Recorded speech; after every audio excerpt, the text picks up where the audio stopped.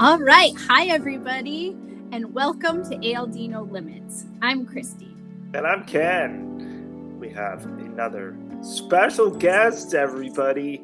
Tyler B is joining us today as guest number 3 here on the program. We're bouncing back to another man, and we're looking forward to get to know Tyler and his story, and let's dive in. Let's do it. And just if you're tuning in for the first time, just know that around here, nothing is off the table. It's not. So we're sharing our stories. We're sitting down with our fellow ALD warriors, families, advocates, and we're learning how to navigate this rare and complicated disease together and with a little bit of humor. So we're excited to be here. And do not click off at the end. I'm going to tell I have a story too, but this episode is not about me. But it's so fresh on my brain, and it's all ALD. It's below the belt. But yeah, so if you want to get a little TMI at the end, I'm going to make sure that I put a warning on it that it's TMI. But yeah, That's a great teaser, Ken. Thanks. Yeah. Great teaser. Yeah, stick around. So make sure you watch the whole episode. So let's hear about Tyler. So Tyler, can you tell us a little bit about yourself? We're just getting to know you. Tell us about your life sort of outside of ALD. Like, who are you and what's important to you? Yeah, I there's not a lot that's going on right now because, as you can tell, physically, not a lot goes on. But I right now I wake up, I eat the same breakfast every day. I go to the gym, I come home, and then I play video games, or I'm in church right now, so I do some church activities that I do that with, and that's about it. That's going on right now. So, and still, and where are you? Can you tell us where you're from? Yeah, so I'm from Billings, Montana, but I moved to Utah when I was 1, so I pretty much raised here. And I lived in West Jordan my whole life, and now I'm in South Jordan. So that's not the button I wanted, everybody. That's the button. We're going to put them fresh right in the center. There we go. All right. And tell us a little bit about your family. Yeah, so my mom and my dad live pretty close to me right now. And then I have a sister who's about 30 years old, and she has a son, which is my nephew, obviously. And I love my entire family. Really close with my mom and my dad. They're my best friends. They've been there for everything. So other than that, the rest of my family lives in Montana or Poland. So I got my close family here. Very cool. So as far as the family, do you want to touch on the family? As far as family history, I guess, with ALD, do you have any information on that? Yeah, so no, zero information. I was the first one to be diagnosed. My grandfather had it, but he was in a wheelchair. But they said he had transverse myelitis, so they didn't know what he had. We know what he had now after I got diagnosed, but that they thought he had something entirely else. So other than that, no other family history to go off of for ALD, really. Huh. Interesting. I can relate. So take us back. Tell us about your ALD diagnosis. How did that happen? When was it? I mean, we're in 2025 now, almost 2026. But take us back. Take us back before the diagnosis and what life was like and how you started realizing something's not right. Yeah, I'll take you back to the first sign of ALD. So I'll preface this with I got diagnosed last November. So I didn't know what I had before. So I was 27 when I got diagnosed. But it started when I was like 22. So I'll take you back to there, I guess. When I was like 22, I was in school, I was in college, and I remember just walking to class like I would any other day, and I would stumble over my toes or something, and I'd be like, that's weird. I thought it was the shoes I just bought. I was like, I can't walk in these shoes, but I don't think that's what it was. And then just one day I'm just walking, and then I just fall for no reason. And I was like, that was weird. So you kind of sense something weird there. And then I remember like the bottoms of my feet felt weird. You can't explain it. It's just like the balls of my feet or whatever just started feeling so weird. So all these little signs kept popping up again, didn't know what it was. And then I remember one day I was running across the street, because I would run across streets all the time, growing up. And all of a sudden I fall in the middle of this 6-lane road, and I was like, oh no. And I'm like trying to get up, because when you like twist or something your foot, right, with ALD, like it takes a while to come back. So I'm sitting there like in the middle of this busy street. I'm like, oh, that was weird. And I would be playing basketball, and I'd like my ankle would give out, and all of a sudden my leg is numb. So you're just starting to like see these things that are like, that's just not right. But then you just go on with your day, because you can still walk normally.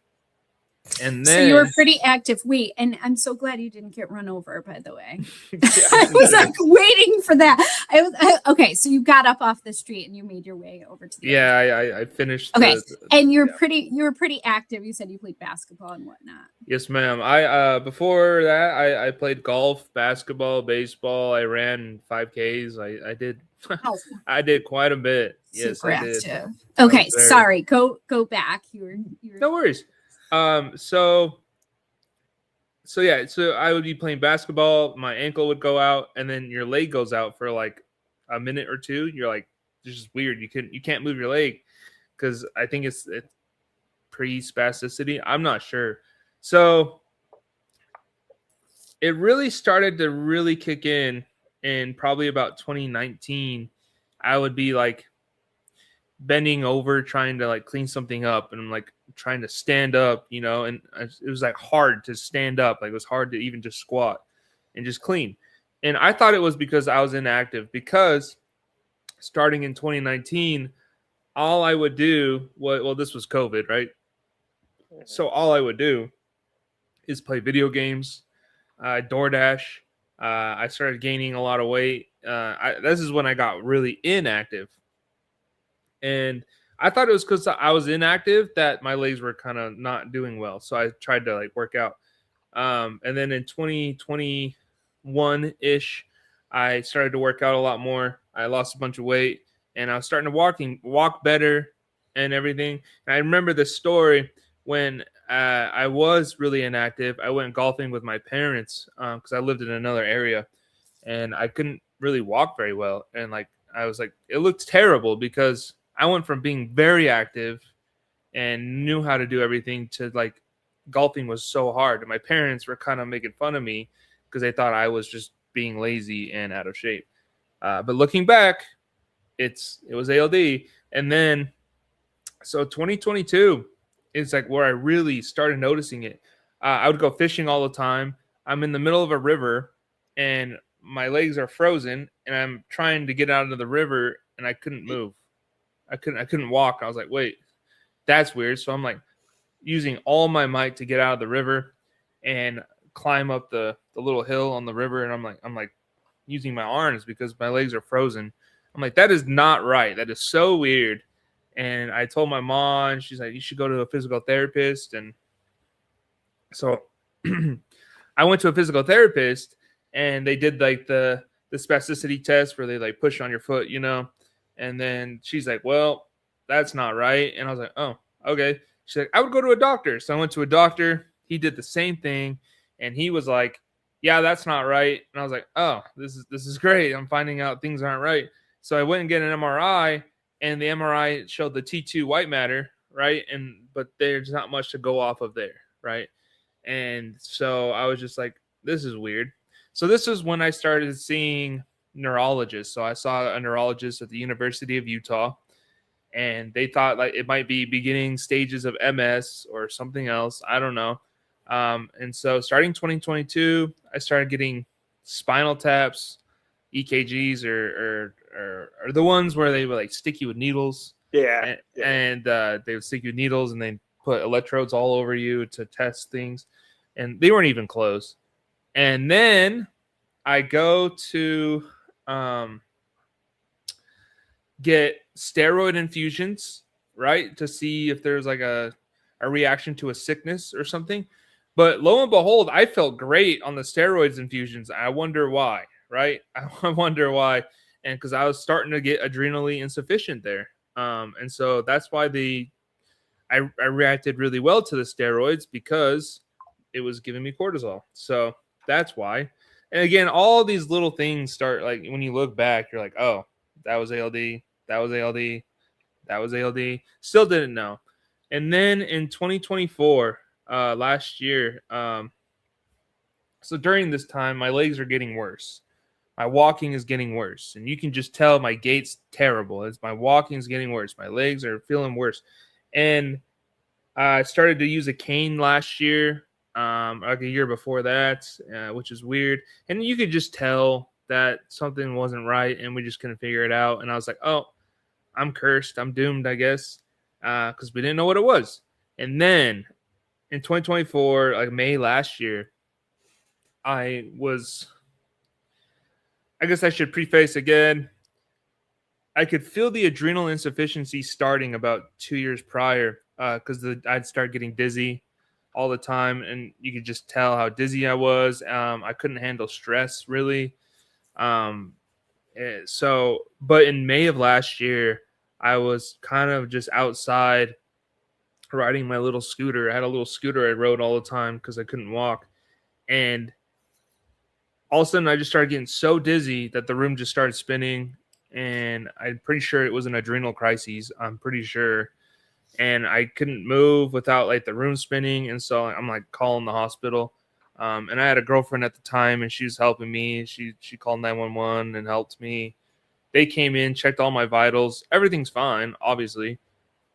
Checked my vitals, and they're like, do you want to go to the hospital? I said, sure. They're like, do you want an ambulance ride? I'm like, no ambulance ride. I'm not paying for that. I'll take myself. So Great. I'm in the car with my girlfriend. I'm like blacking out. It was so bad. And then I get to the hospital. We're in the waiting room, and I'm just like blacking out. I'm like freaking out, blacking out in the waiting room. I'm like, I'm gonna die. I felt like I was gonna die. I don't know if anyone's ever gone through like that crisis before, but it's not fun.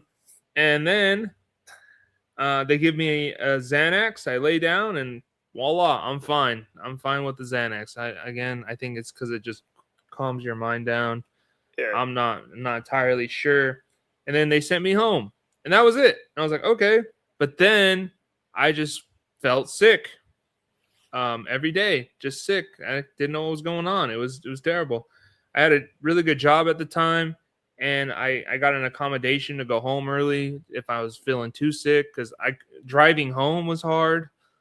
I'd be sitting at a big intersection, and I would just start spinning in open spaces. It was just terrible. And then it got so bad to the point where I started trying things, meditation. I didn't know what was wrong with me, so I was trying everything just to feel better, just meditation, eating differently. I did keto for a little bit, and keto did help, because from what I read, keto does release extra cortisol. So I'm assuming that's why keto did help a little bit, but it didn't really help that much. And so it was around like September of last year that I had to ask for FMLA from my job, because I was so sick. I was not doing well at all.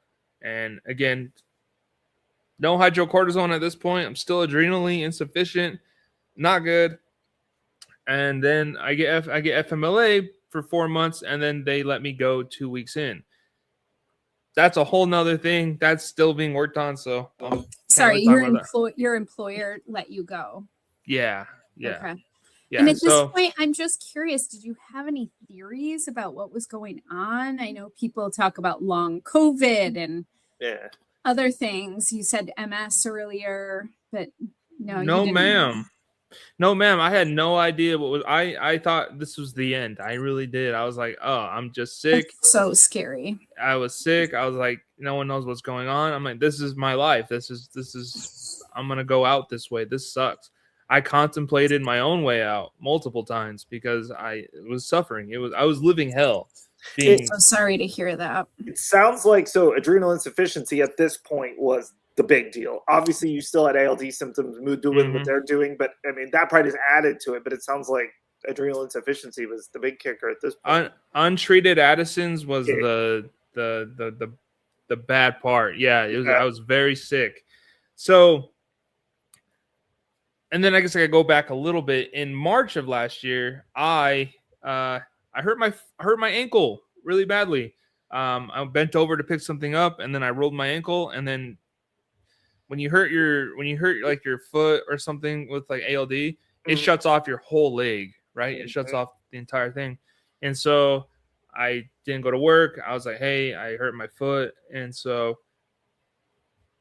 then I was like, you know what? I would like to find out what's wrong with me. Like I need to find out what's wrong because a neurologist still hasn't found an answer. So they put me on the neurologist of the day at the local hospital.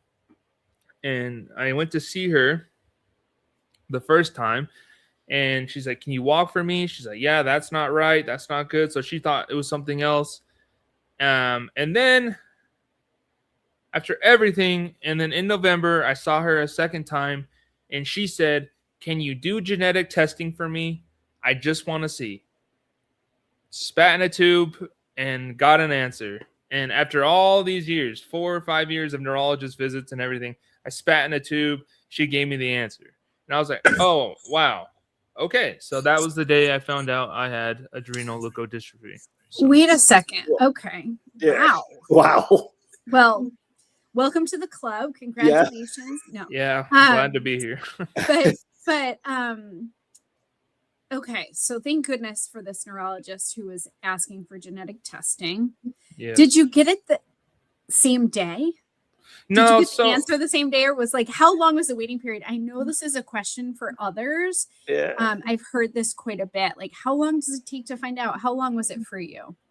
Yeah, so she told me to do it, and I was just skeptical about it. I'm like, there's nothing there. Like, I'm just dying. Like, that is what it is. Like, I probably have like some parasite, whatever. I was like, all right, I'll do it, and just to see. And so we ordered the test, which took like a week to come in. I spat in the tube, sent it out. And then a week later, she calls me one morning, the morning of one of my, I was seeing an occupational therapist at the time, trying to find out what was going on. Because I thought it was my eyes, what was wrong, because Addison's makes your eyes blurry, you're dizzy. So That's what I thought. So I was seeing an occupational therapist at the time, and I was about to get ready for my appointment. And then she calls in, and gives me the news. And I was like, and it all came together at once. When she told me it was a genetic disease that causes this, and she didn't really even know too much of the answers, so she didn't give me too much. And I was just like, I'm like, am I dead? Like, am I dying tomorrow? Like, we didn't really know. And then all of a sudden I was like, oh my gosh, that's what my grandfather had. Oh, snap. Like, everything just clicked. Everything all at once. So, but did you feel relieved? Were you scared? What were your thoughts at that time? Yeah, it was quite a bit, because one, I was still untreated Addison's, so that still was bad. So dealing with that without being able to deal with stress was pretty wild. And then obviously relieved because we got an answer, but also sad because my grandfather died when he was like 45, right? So I'm like, oh shit, I'm dead. I'm dead in 15 years. Like, I'm gonna die. Like, a lot was going through my head at that time. So and you because I'm assuming the neurologist, she probably had no idea really what it was. Or did we just Google it? Did she Google it? Because obviously when you Google it, Googling is usually no good. It means you do feel like you're going to die. So yeah. So I Googled it. I was like, well, first of all, like, how did you say it? How did you spell X-linked adrenal? Like, you're used to the name now after saying it for so much. But right when you first hear it. But when you first Google it, you see pictures of brain scans and babies dying, and you're like, what the heck? So yeah, I did Google it, and she didn't really. She's never treated that before, so she didn't have all the answers. I'm like, am I dying? Am I losing my arms? Like, what's my time frame here? Like, I'm gonna start freaking out. I get in the shower, I'm like freaking out. I'm like, okay, well, this doesn't change anything. Like, we're gonna continue today as we would anyways. I'm trying to go through it, and it was a terrible day. I will be honest. It was scary because I was again thinking about. I was with my mom. I'm like, Mom, when did your dad die? Like, she's like, oh, he's like 45, and she's telling me how he died. They just walked in and he was dead in his wheelchair. I was like, I'm like freaking out, and Wow. and then I'm like sitting there like kind of like crying because again, when you're adrenal insufficient, you just cry at everything. I don't know about you guys or anyone else, but I just start crying. I will just start crying when I'm insufficient. So I go to my occupational therapist because I was happy to tell him that we found an answer, because there was a good year when we were trying to figure out what was going on, and we found an answer. And I was excited to tell him, but I was also crying the entire time. But my mom was with me. God bless my mom. And so, yeah. And then after that, we went to Red Robin for dinner, and I didn't even look at my food. I was with my girlfriend at the time and my mom, and I couldn't even look at my food. It was a rough day, to be honest, because yeah. So, but then when I was told that there was medicine to help with the dizziness or the sickness kind of part, I did get a little relieved, because I'm like, okay, I can lose my legs. That's fine. As long as you take away this dizziness, I can live again. So that was relieving. Yeah, take us through like the next steps. Were you referred to a specialist? Who were the next people that sort of became part of your medical team? Yeah, so this was the start of the diagnosis. My neurologist said, please come in next week so we can talk about it, because I'm going to look up more stuff. I want to talk about it. I want to get some information together so I can give it to you. This neurologist was great. She was a neurologist of the day. She was just a random neurologist they gave me, and she figured it out. And I was so happy that she was able to figure it out. And then, so I go see her the next week, and I was like, so this medicine, can I like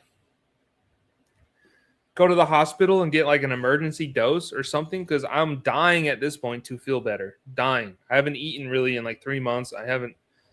You don't have an appetite. And she's like, well, you could try, but they probably won't give you anything. But so I needed to see an endocrinologist, which I didn't get into until like a month later. Yeah. And I remember just being so scared that it wasn't going to work because I was so sick. It was so bad. And I remember I went out to dinner with my girlfriend at the time, and I was like, I can't wait to get this medicine. I can't wait. And she says, what if it doesn't? And I was like, I can't hear that right now. Yeah. And so I was so scared. And then it did help. It did help. I started to get an appetite back starting in like January. I started getting an appetite back. I started DoorDashing every day, and I was eating again. I was so happy. I love eating. So I was so happy to start eating again. I was eating a little too much, but I was okay with it because I was happy. So I was like, oh, things are going to get better now. And it's not what happened. So January of this year, I was at rock bottom, I'd say. So I was in a wheelchair because I hurt my leg because I couldn't walk. So I was using a wheelchair to get around, which was like an eye opener. Like, this is going to be my future. And I thought this was my future for the foreseeable future, but obviously things got better. And then my girlfriend at the time left after 4 years. That was sad. Hope she's doing well. No hard feelings there. And then I was like kind of really overweight at the same time. So like I just was not feeling very good in January. And this is part of my story, and I don't know anyone else's views. I'm not pushing any views, but I did start going to church. I was looking for answers. And I would say I did find an answer. So that kind of helped me move along from there. So yeah. Yeah, thanks so much for sharing that. I think I think it's really important to reflect on it. And when you say rock bottom, and you sort of talked a little bit earlier just about the diagnosis and maybe prior to diagnosis, the mental health piece of things and really feeling terrible and questioning life. I think that is a common thread, you know, in the community, especially when, you know, we are feeling hopeless. So just want to acknowledge that and just ask a little bit more about your support team in terms of, you talked about your parents being your best friends, which I love that. That is super cool. And your former girlfriend sounds as though she was supportive. What other people in your life, well, maybe not, I don't know. What other people in your life do you kind of turn to like when you're feeling super down or when you have something to kind of celebrate? Yeah, so that's the hard part is there's not a lot of people for me to go to. I have a friend down in Vegas who I've played video games with for like 6 years. We became friends online, but then he came and visited me this year, and I visited him once, and he visited me a couple times. So we become good friends online, and but he's a very busy guy. He works a lot, so sometimes I'll FaceTime him when I'm not feeling right or I just want to talk to him. That's about it. Other than that, what's that? I'm sorry. I said that's a nice connection. And yeah. But then you also turned to church, which, you know, tell us a little bit about that. Yeah, of course. So I started going to church in January. I was just looking for answers, you know, and I live in Utah in Salt Lake. So it's very Mormon heavy here, right? And I didn't want to go to a Mormon church, but luckily there was a nice Baptist church down the street from me, and they opened me with welcome arms and treated me like family from the beginning. So that was very, very helpful for me, and I was just kind of there just to have that connection. I was an atheist until January, and then in January I started going, but it wasn't until March when I actually was like started to really believe in what I was being shown. So I will say going to church has opened a lot of good doors for me. So I would say that was a good thing to do for me. That's great. I love that. And tell us more about, sorry, Ken, do you have any questions? Sorry. I'm sorry. Oh, no, you're good. I was just going to kind of chime in. So obviously it's now December 2025. You're probably not going to see this episode until 2026. But so we got, you know, you now have, assuming hydrocortisone steroids for the Addisons. And you said, is that you mainly have that under control now for the most part? You feel better, or do you still feel like off? Yeah, I would say I still feel a little off. You know, I feel way better than I used to. For some reason, I started because I still am trying to kind of mess with like the perfect dose, you know, and I don't know what your experience with endocrinologists are, but sometimes isn't the best. So I kind of self-medicated a little bit and upped my dose on my own, and I felt much better. And I know you're not supposed to do that, but I did.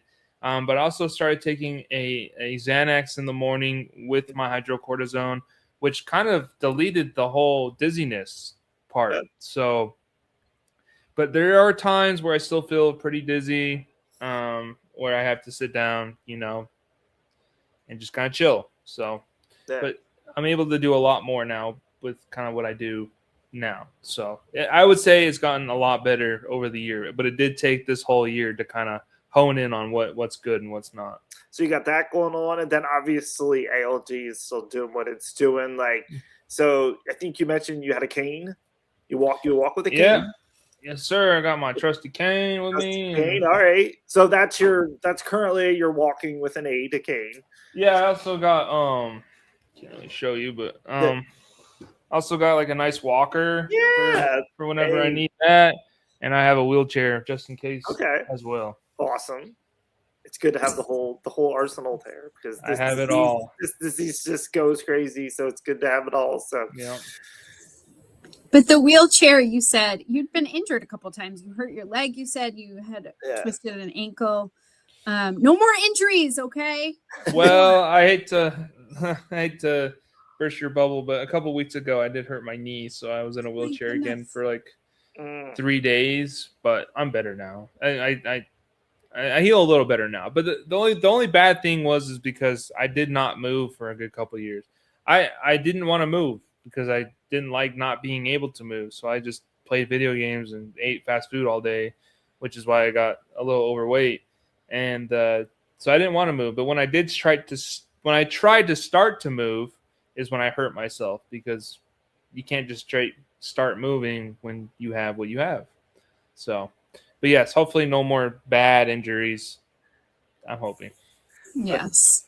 As you go, I mean, you're younger than I am, but you become like a pro faller. At least I have. You know where to go, and you don't hurt yourself. Like, I seem to go to the side. I save the legs. I'm like, I do not want to mess up. You're good. 24/7. I am looking where I'm gonna fall. No matter where I'm at, I'm like, if I fell right now, where am I gonna fall? So you get really good at it. You do. You really do. Yeah. Expert fallers in the Expert ALD fallers, yeah. And people see it too. Like, if you fall in front of someone, they're like, oh. They know, they see you fall okay. Like, it's kind of funny. So do they ever act? People always ask me, like, oh, like, I mean, I become such a good, like, I fall and they're like, are you hurt? And I'm like, no, I'm fine. I've never been hurt when I fell. I'm like, it's fine, it's pride, but we get back up and we keep going. So yeah, I would like to add on to that. Like yesterday, I fell. Like, I was at the coffee shop and I tripped over their carpet, and I kind of fell, but I fell to like one knee. Some guy came up running to help me, and he's like, "Are you okay?" I'm like, "Yeah, we're good. This happens all the time. I'm good. I promise. Thank you so much, sir, for helping me." You just get up and you just go on with your day, right? It's part of life now, and I'll say that walking with the cane now and everything else, you kind of don't have shame anymore. I have zero shame, so I'm not afraid to fall, to make a mistake. It's you're used to it now. Yeah, that's a hump too to get over too. It's the acceptance of what it is, and the acceptance of an age and what that means, and like what will other people think. Then you finally get over that hump. Like, you take care of yourself at the end of the day, and who cares what other people. Sounds like you're there now. So yeah, I'd say dating with it's gotta be humble to be able to date. Okay. Have a kid. Yeah, that's the topic. Sometimes in our men's group, there's one guy there. He brings that up. That's why he's always. I think he might have even asked you. I think it wasn't you. He'll always ask, and because he's curious, honestly, and that is a topic. Yeah. I mean, I want to find someone. I love being around someone. I do. And I was worried that, like, I need to find someone now before it's too late. I had that mentality for a little bit, and it's kind of gone away. But I do go on dates. I do go out with a woman. I had a summer fling with someone, and she was cool with it. And I just think I do think that women aren't caring so much about it.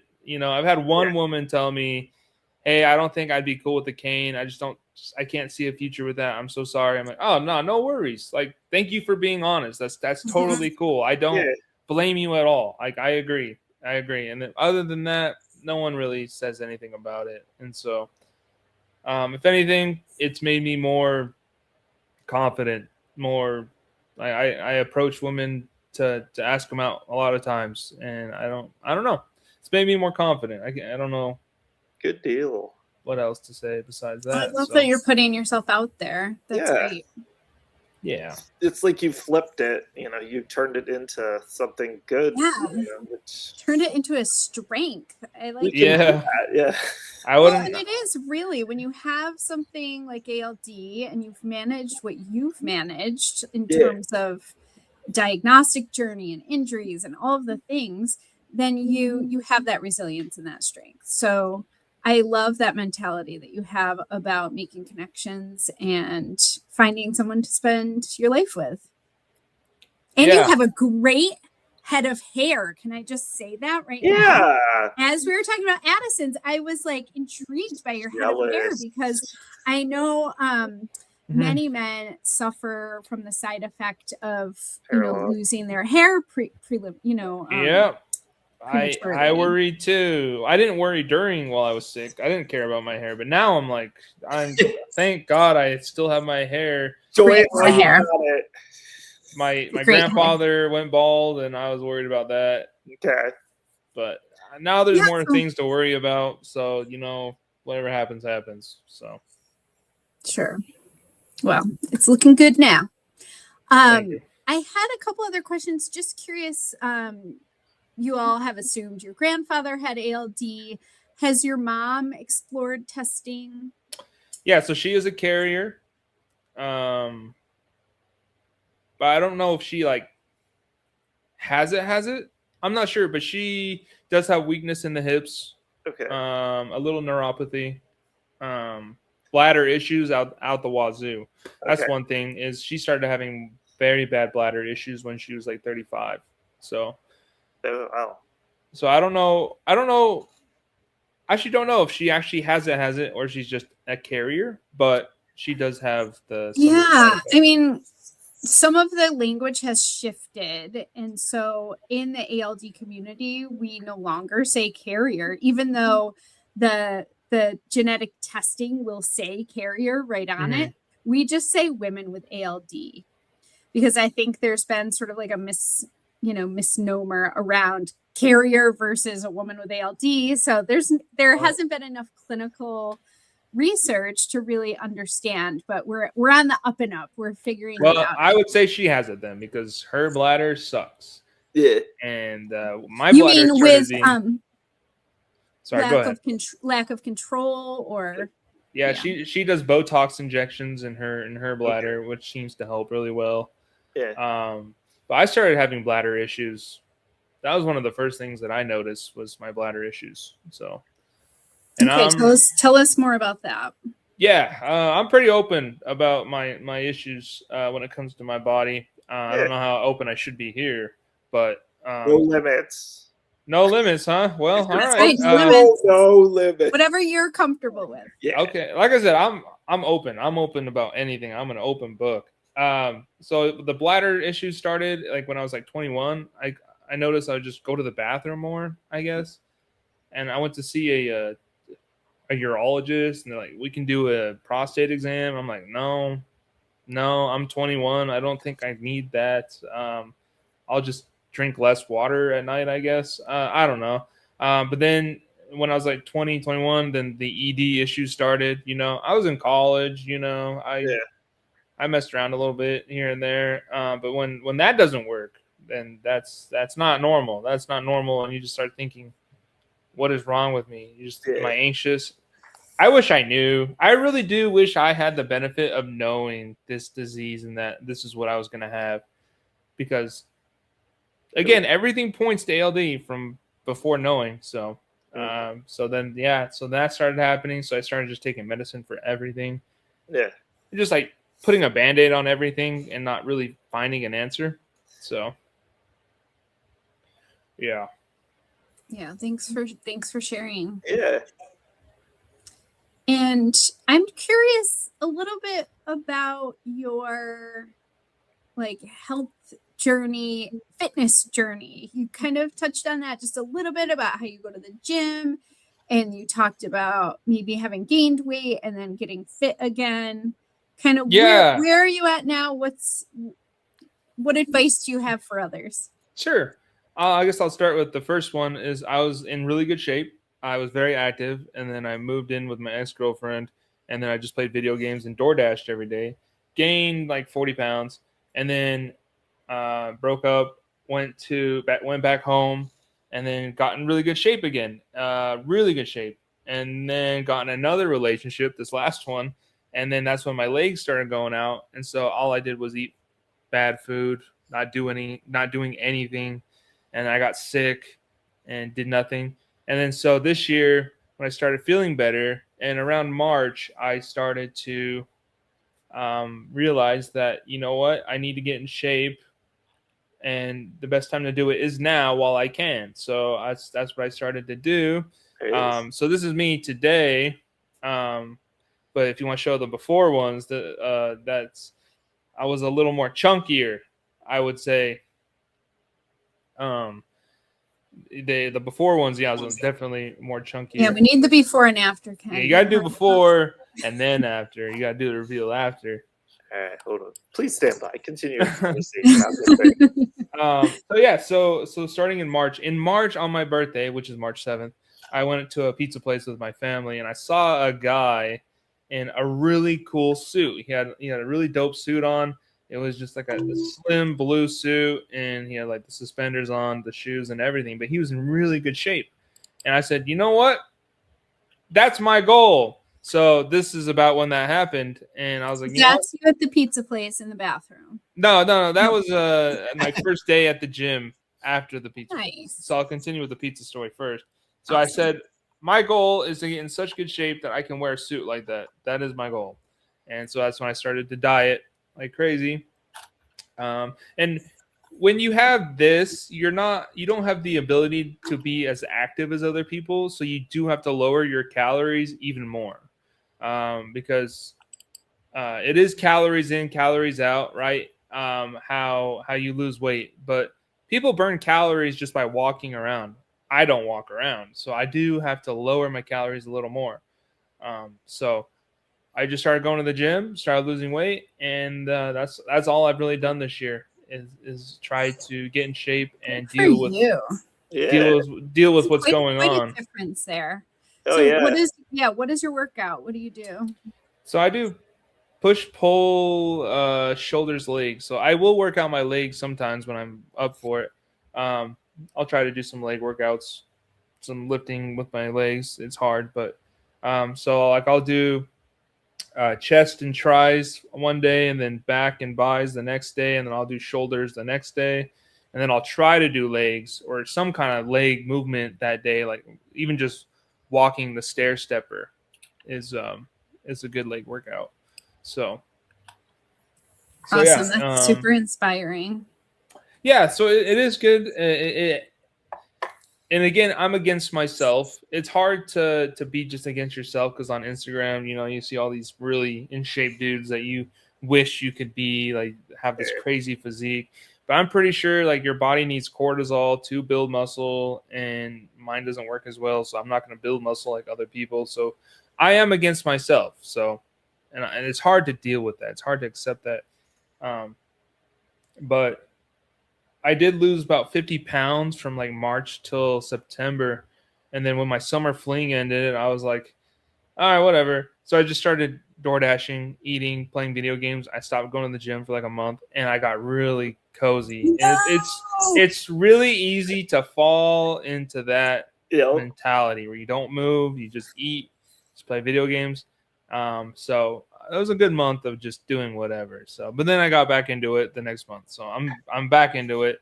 I'm dieting one more time. I'm going to get rid of the rest of what I want to get rid of and hopefully be where I want to be in like February. And that way I don't have to worry about losing weight anymore because dieting sucks. I'm hungry. I love to eat. So it's hard. Yeah. When you say dieting, you talked about paleo before, but what are you doing now? I just lower my calorie intake. So I'm just eating 1,700, 1,600 calories a day. I eat 3 eggs and 3 turkey sausages every morning and a protein Pop-Tart. And then I have chicken. I have a chicken quesadilla, but the tortilla is keto tortilla, so there's no carbs in it. Yeah. And then I use low-fat mozzarella cheese with the chicken. So I do get enough protein with little calories. It's kind of boring, but it has to be done. Wait, did you mention vegetables anywhere? Are you eating vegetables? Not as much as I know, not as much as I should be, but I do have some in the freezer I can microwave. But maybe I'll work on that. I'll work on that. Vegetables are overrated. You guys. I know that comes from me because I did keto. I mean, I lost like 40 pounds, but on keto, you don't, well, it's meat basically. Yeah, Like you that very has rarely come up. touch That came up in vegetables. our last interview as well. Keto. Yeah, Talking we about keto, the did, yeah, benefits and what's not so good about it. So it's yeah. interesting. Yeah. Yeah. Now I have one other question related to your fitness journey here. Two things. One, did you make up your own workout or do you have a trainer that's sort of like helping you? No, so I did get in shape before once, so I kind of already know what to do from the internet. Really, just so any Okay. workouts. I was really big into the fitness industry, and any workouts I kind of figured out on my own. Okay, So, cool. And then what would you say to other ALD folks struggling with making, I mean, it's 2026. We're going to be like setting new goals for ourselves, right? What would you say to other ALD folks about getting started, that first push? How do you get motivated again? yeah, so I would say I'm in a different spot than other people who have ALD, right? So it is situational.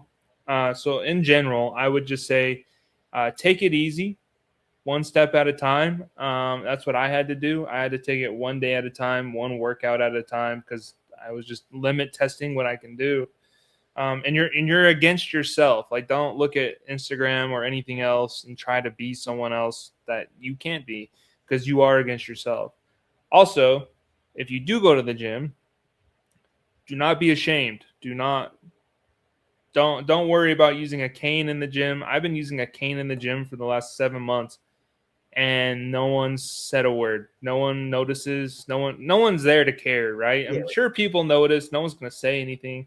I've had a couple people come up to me and go, "Dude, thank you for being here. Like, you're giving me motivation." I'm like, "Yeah, dude, of course. Yeah, no worries, That's bro." cool. Like, so if anything, it's good. Be safe at the gym. Don't make a fool of yourself, because that sucks. It's like when you're falling. But I have fallen at the gym a couple times, and I look around. No one sees me fall, because no one is paying attention to you.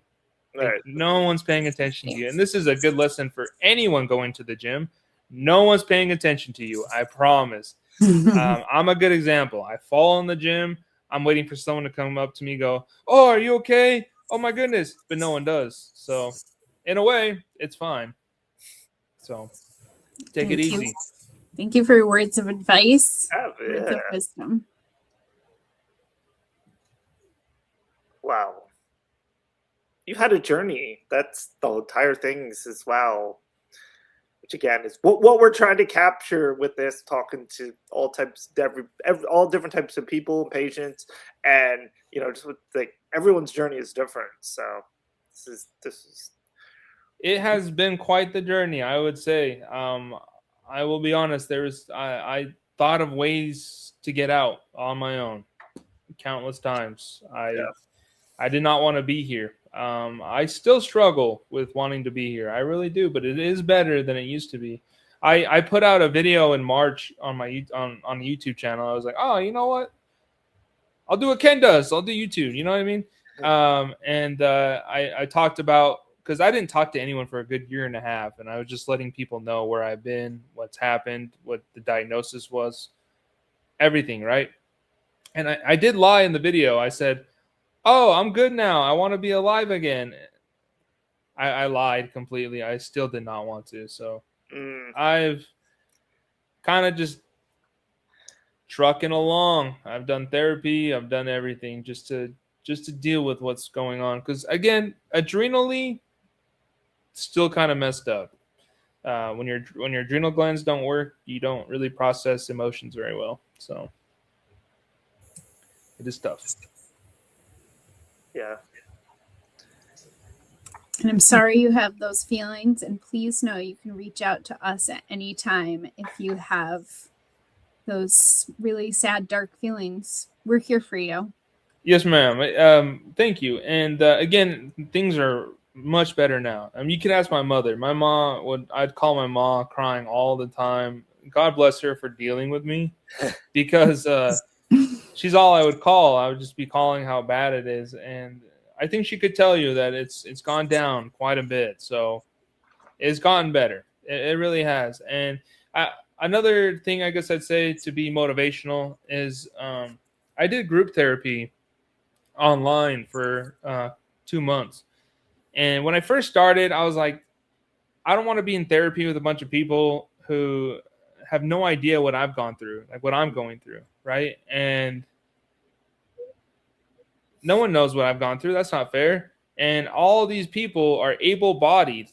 Able-bodied, that's the term we use now, right? Yeah. And they can go out and do whatever they want. But I learned pretty quickly that everyone has their own thing. It doesn't matter what yours is. Everyone has their own thing that they're dealing with. So yours doesn't undermine anyone else's at all. Yours is still important, but everyone does have their own thing.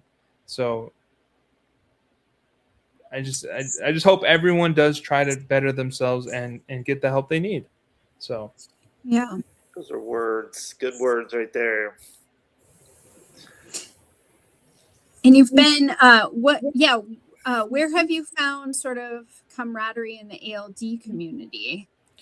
Yeah, so that's another thing is I just started. I spent this whole year kind of hiding from my disease.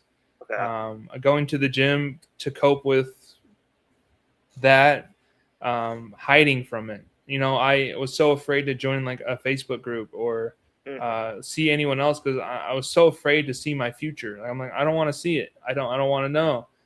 And then I just started trying. So I joined the ALD meeting last week, which was really cool to see. And again, it was scary. I will be honest. It was scary to see other people.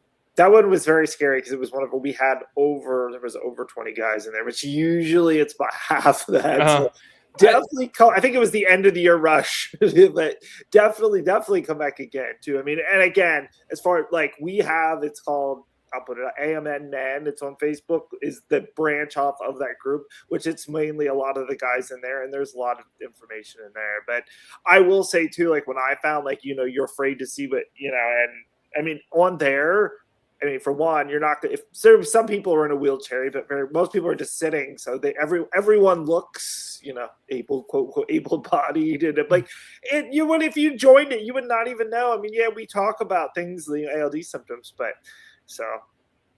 yeah, it was very insightful. It was very nice to see. I forgot that one guy's name, but he said he's still living his life. He's still going to concerts every day. He has a little wheelchair, little motorized wheelchair he takes around, but he still does everything that he'd want to do.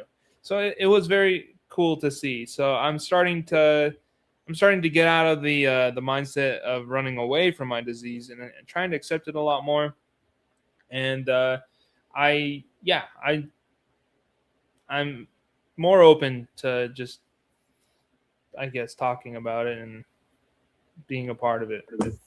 I love that. And Shirley being here with us today. This is cool. This is very cool because he originally reached out to me and I'm just like, yeah, you want to come on the show? We'll run it all down here. I'm like, we were looking, like, we need a man now. We did a woman last episode, so we need a man. I'm like, this is perfect. Let's do it. I'm glad I can be your man. So our $1 million question, Tyler, is this. Yes, don't forget that. If you could take away ALD for a day, what is the first thing you would do? Going for a run. I'm running. I'm running to the store. I'm running in the store. I'm going to run to the mall. I'm going to run around the mall. I'm going to go shopping in the mall. But I live in Utah, so I'm surrounded by mountains and wilderness. I would love to go out hiking and fishing again. Like I would go play golf for the rest of the time. No matter what, I'd be playing golf. So love it. I would, but sorry to be corny, but also like I feel like if I was just cured randomly, I would be afraid that I would fall back into just being lazy and not doing anything with my life. So I would say that this has opened so many doors for me that it gave my life a purpose, I'd say. So okay. Sorry to be corny, but it had. Love corny. That's an awesome flip on the topic. Yeah, wow. It has created a lot of doors, or opened a lot of doors, created opportunities, and changed my perspective on life, and it's definitely made me care for my life way more than I did before. So Love that. I will Love say that. And if you could tell the doctors, the scientists to work on something, to focus on one thing, a symptom, what would it be?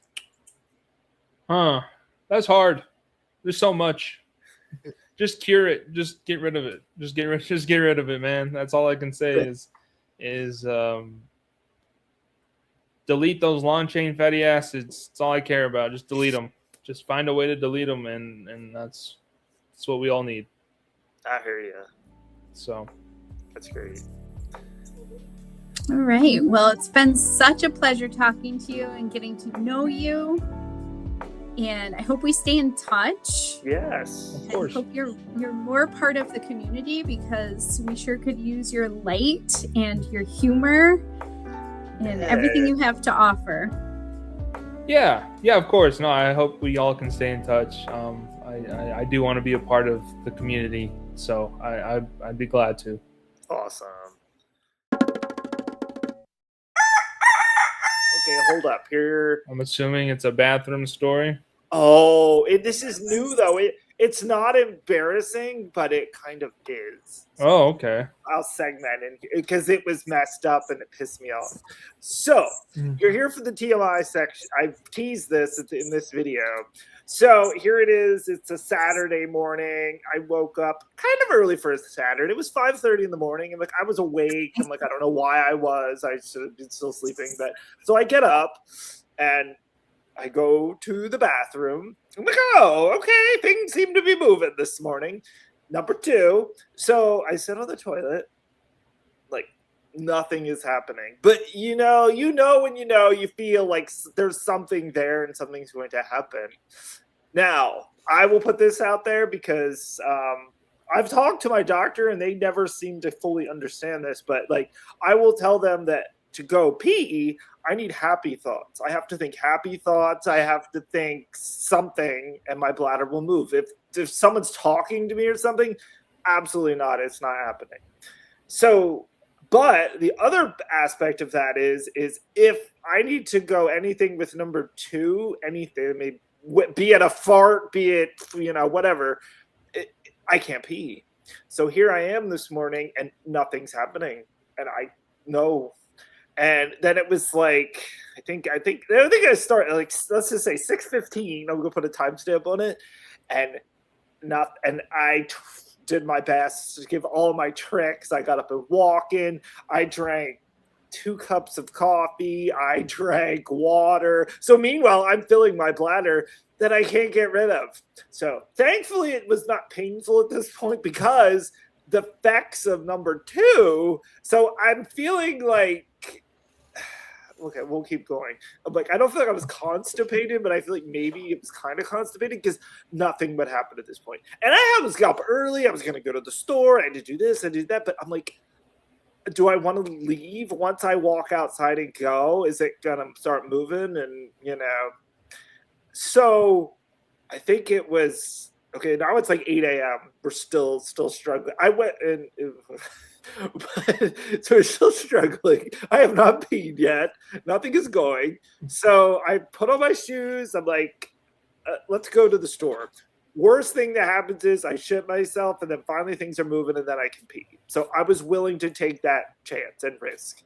So how do you prepare yourself? Do you wear like a No, I did not. Okay. I did not even. I've considered that. Like, I don't have any diapers, but seriously, like, so I put like an extra pair of underwear on just in case. Maybe something to consider. To collect, as TMI as this is. So there I am at the store, and I literally, and this is what's the term I want to use. This is that. Let's just say we used to call a turtle head, a turtle head poking out, meaning there's fecal matter that is on its exit. But so there I am in the store. I'm checking. I mean, I got all my stuff. I'm checking out. But I literally feel like I have to go. But no. So then I put all my stuff away. I get in the car. I go to Dunkin' and I get breakfast. I get a big coffee. Let's get the coffee going on there. Maybe I need something in my stomach. So And then, so I get home, and then I'm like, all right, something has to be happening. Come on. No. So we're about 9 a.m. now. So there I am. No, same day, same. And then, what was it? It was probably around 9:30. 9:30. I'm like, I need to do something. So Christie knows, because we talked to Chris. You were on the call about the Metamucil? I think you were, weren't you? We talked about Metamucil. I had bought some. I've not opened it, which is fiber. And so I took the scoop. I made a glass of Metamucil. And I think that was literally the kicker, because it was probably about 10 minutes later.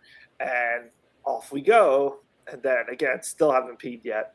But we got things moving. And the thing was, again, TMI, like, I just suspected very little outcome of all this, but it was worth the price of admission. Wait, so just to be clear, we do not endorse DoorDash. We do not or endorse Metamucil. Metamucil.